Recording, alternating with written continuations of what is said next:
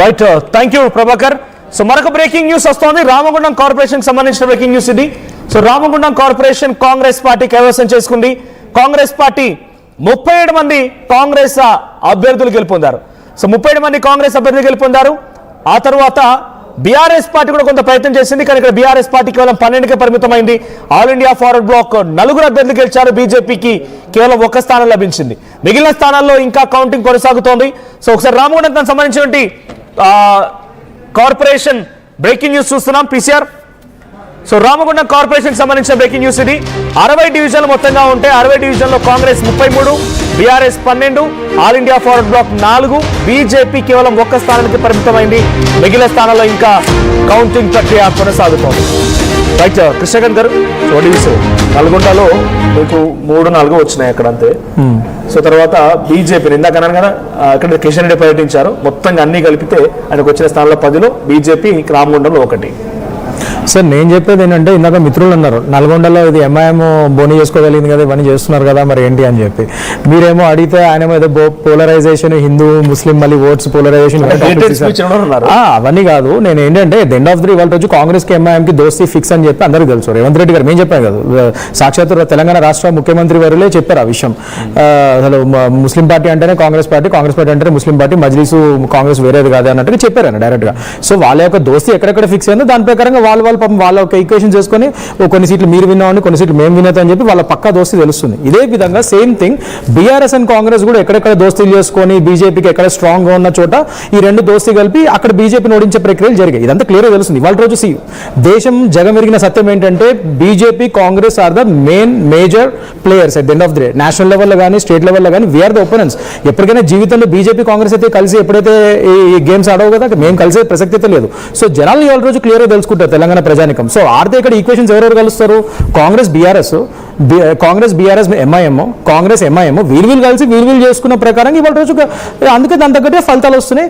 So single గా న్యాయంగా perfect గా పోరాడింది ఇవాళ రోజు బీజేపీ మాత్రమే. దాని తగ్గట్టుగా ఆ విధంగా మేము వస్తున్నాం ముందుకు. అందుకే మేము 3వ స్థానంలో ఉన్నా కూడా గణనీయంగా మా ఓట్ షేర్ పెరిగింది. అదే ఇవాళ రోజు జనాలు గమనించారు కాబట్టి తెలంగాణ ప్రజానికం దాని ప్రకారం మా ఓట్ షేర్ ఎట్లా అనుకుంటారు. నెక్స్ట్ మీరు ఎప్పటికీ చూస్తారు కదా, ఇప్పుడు 42% కేవలం ఒక ఎంపీ యొక్క ఓట్ షేర్ ఒకటే చూస్తున్నారు ఎంపీ ఎలక్షన్స్. అది కాకుండా ఇప్పుడు స్పెసిఫిక్ గా ఈ మున్సిపల్ ఎలక్షన్స్ ఒక ఓట్ షేర్ జూబ్లీహిల్స్ అనేది అసలు మేము రేస్ లోనే లేము సార్. That is real. అదే బై ఎలక్షన్ ఎవరి మధ్య జరిగింది మనం నిజాలు మాట్లాడుకుందాం. కాంగ్రెస్ అండ్ బీఆర్ఎస్ కి మధ్య జరిగింది. అదే బీఆర్ఎస్ అక్కడ 25,000 ఓట్ల మైనస్ లో ఓడిపోయింది. అది మీరు అది మాట్లాడకుండా బీజేపీ అంటారండి జూబ్లీహిల్స్ బై ఎలక్షన్స్ అప్పుడు అక్కడ ఓట్ షేర్ సార్, అక్కడ ఓట్ షేర్ నిజంగానే మాకు పెరిగింది సార్. ఎందుకంటే అసలు అక్కడ క్యాడరే లేదు మాకు. ఏమంటే కిషన్ రెడ్డి గారు ప్రాతినిధ్యం వహించారని చెప్పి ఇక్కడ ఒక చూపించి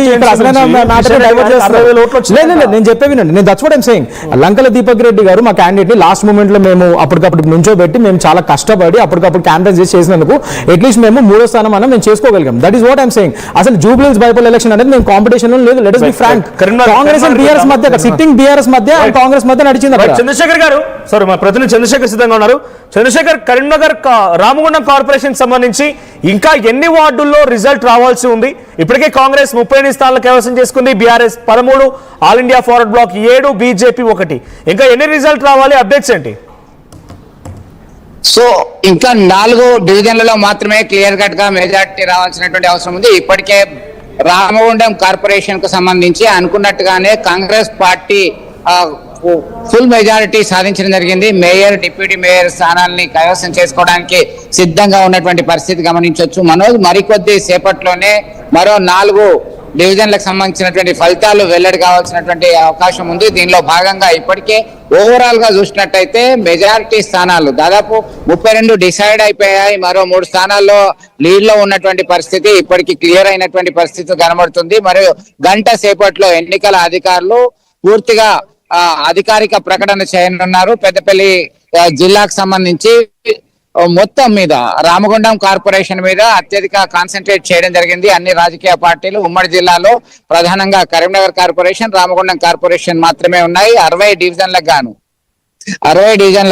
32 స్థానాల్లో ఇప్పటికే కైవసం చేసుకున్నటువంటి పరిస్థితి మనం గమనించవచ్చు. మరొక 4 స్థానాలు సైతం వారికి వచ్చేటువంటి అవకాశం ఉంది. మరి ఆల్ ఇండియా ఫార్వర్డ్ బ్లాక్ అలాగే ఇండిపెండెంట్ కి సంబంధించినటువంటి అభ్యర్థులు సైతం కాంగ్రెస్ పార్టీకి బేషరతుగా మద్దతు ఇవ్వడానికి అంగీకరించినట్టుగా సమాచారం అందుతుంది. దీనిలో భాగంగా స్థానిక ఎమ్మెల్యే మక్కన్ సింగ్, రాజ్ ఠాకూర్, అలాగే మంత్రి శ్రీధర్ బాబు ఈ కార్పొరేషన్ పరిధిలో పారిశ్రామిక ప్రాంతంగా పేర్కొందినటువంటి రామగుండం కార్పొరేషన్ పరిధిలో చాలా కాన్సన్ట్రేట్ చేశారు. ఖచ్చితంగా ఇక్కడ కాంగ్రెస్ జెండా ఎగరేయాలి అని చెప్పేసి ముందు నుంచి పథక రచన చేశారు. దానిలో భాగంగా అక్కడ సక్సీడ్ అయినట్టుగా చెప్పుకోవచ్చు. కొన్ని స్థానాల్లో మాత్రమే బీఆర్ఎస్ విజయం సాధించింది. గతంలో ఆల్ ఇండియా ఫార్వర్డ్ బ్లాక్ చాలా ప్రాధాన్యత ఉండే ఆల్ ఇండియా ఫార్వర్డ్ బ్లాక్ పరిమిత స్థానాలకే ఈ దఫా పరిమితం అయిందని చెప్పుకోవచ్చు. దీనిలో భాగంగా గతంలో మాజీ ఎమ్మెల్యే కోరకండ్ చందర్ సైతం ఆల్ ఇండియా ఫార్వర్డ్ బ్లాక్ నుంచి ఎన్నికైనటువంటి విషయం విదితమే. అప్పుడే 30కి పైగా స్థానాలను ఆల్ ఇండియా ఫార్వర్డ్ బ్లాక్